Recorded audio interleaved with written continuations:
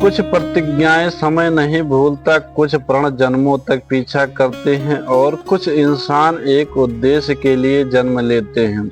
आज मैं आपको एक ऐसी कथा सुनाने जा रहा हूँ, एक योद्धा की, एक नारी की, एक सांप की और एक प्रतिज्ञा की। ये कहानी है शिखंडी की, जिसका जन्म केवल एक उद्देश्य के लिए हुआ था, भीष्म की मृत्यु। बहुत समय पहले काशी नरेश की 3 कन्याएं थीं, अंबा, अंबिका और अंबालिका। तीनों सुंदर थी, सुशील थी और युवा अवस्था की दहलीज पर थी। काशी नरेश ने तीनों कन्याओं के लिए एक स्वयंवर का आयोजन किया, पर एक गुप्त प्रेम कहानी पहले से चल रही थी। अंबा पहले से ही शल्य नामक राजा से प्रेम करती थी। स्वयंवर का दिन आया, लेकिन स्वयंवर के पहले ही आकाश गूंज उठा। रथ की आवाज, घोड़ों की टापे और धूल से अंधा होता सभा भवन। यह थे भीष्म पितामह, हस्तिनापुर के महायोद्धा। राजा विचित्रवीर के लिए तीनों कन्याओं को बलपूर्वक उठा लाए। भीष्म जब तीनों को हस्तिनापुर लाए, तब अंबा ने सच बताया, मैं पहले से ही शल्य से प्रेम करती हूँ। भीष्म ने निष्प्रिय होकर कहा, तुम्हारा प्रेमी जहाँ चाहे तुम्हें ले जाए, मैं तुम्हें मुक्त करता हूँ।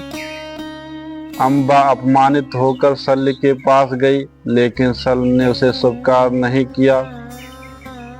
तुम अब भीष्म द्वारा हरण की गई हो, मैं अपवित्र नारी को पत्नी नहीं बना सकता।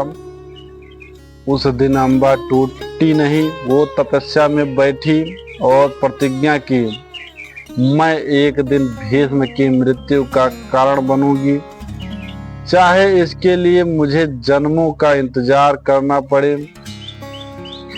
अंबा वन में तपस्या में बैठी थी। सालों बीते, उसके शरीर पर चींटियां रेंगती रहीं। वर्षा, गर्मी, सर्दी सब सहती रही। आखिरकार भगवान शंकर प्रकट हुए। देवी, बोलो क्या चाहती हो?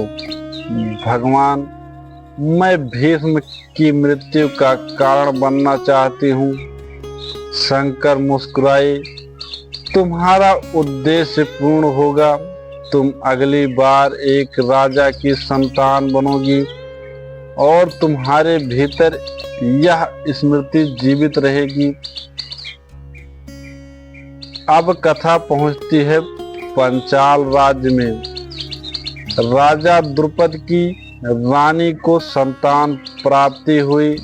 एक कन्या का जन्म हुआ, लेकिन तभी आकाशवाणी हुई, यह कन्या नहीं है, इसे पुत्र की भांति पाला जाए, ये महान योद्धा बनेगा। रानी भयभीत थी, राजा द्रुपद चिंतित थे, पर आकाशवाणी को चुनौती कौन देता। नाम रखा गया शिखंडी। उसे तीर, कमान, तलवार, रणकला सिखाई गई। उसका व्यवहार, पोशाक, सब कुछ एक राजकुमार के समान रखा गया। समय बीता, शिखंडी युवा हुआ। राजा द्रुपद ने उसका विवाह एक राजकुमारी से करवा दिया, लेकिन पहली रात राजकुमारी को सत्य ज्ञात हुआ, ये एक स्त्री है। राजकुमारी ने अपमानित होकर अपने पिता को सब बताया। राजा क्रोधित हुए। शिखंडी की पोल खुलने वाली थी। आहत शिखंडी भाग निकला। वो वन में जाकर रोने लगा। वन में उसकी भेंट एक यक्ष से हुआ। स्त्री की वेदना में डूब उस योद्धा ने अपने पुरुषत्व का दान कर दिया। अब शिखंडी न केवल मन में से बल्कि शरीर से भी पुरुष बन चुका था। वह वापस लौटा अपनी पत्नी के पास राजा के पास और सबको सत्कार हो गया। वर्षों बाद कुरुक्षेत्र का युद्ध प्रारंभ हुआ। भीष्म अपराजेय थे। 10वें दिन आया। युद्ध की रणनीति बदली। शिखंडी अर्जुन के रथ पर सवार हुआ। जैसे ही भीष्म के सामने शिखंडी को देखा, उसकी आंखें गीली हो गई। अम्बा, मैं तुम पर शस्त्र नहीं उठाऊंगा। मैं स्त्रियों से युद्ध नहीं करता। शिखंडी चुप रहा और अर्जुन ने पीछे से बाणों की बौछार कर दी। भीष्म भूमि पर गिरे बाणों की सैया पर और शिखंडी ने अपनी प्रतिज्ञा पूर्ण की। भीष्म ने अंत में कहा, एक स्त्री की तपस्या, प्रेम, अपमान और प्रतिशोध, इन सबसे भी महान होती है उसकी अडिग प्रतिज्ञा। शिखंडी ना स्त्री रहा ना पुरुष। वह उस प्रतिज्ञा का रूप बन गया जो समय भी नहीं तोड़ सका। शिखंडी अंत तक पांडवों के साथ रहा। महाभारत के युद्ध के बाद भी जब युधिष्ठिर को राजपाट मिला, शिखंडी ने स्वयं को फिर से साधना में समर्पित कर दिया। शिखंडी की कहानी हमें ये सिखाती है कि अपमान सहने की भी एक सीमा होती है और जब कोई स्त्री प्रतिशोध की आग में तप जाती है तो वह इतिहास बदल देती है।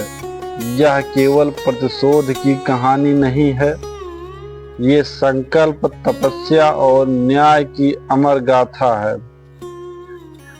अगर आपको शिखंडी की यह प्रेरणादायक कथा पसंद आई हो तो हमारे चैनल शिक्षा और कहानियां को जरूर सब्सक्राइब करें।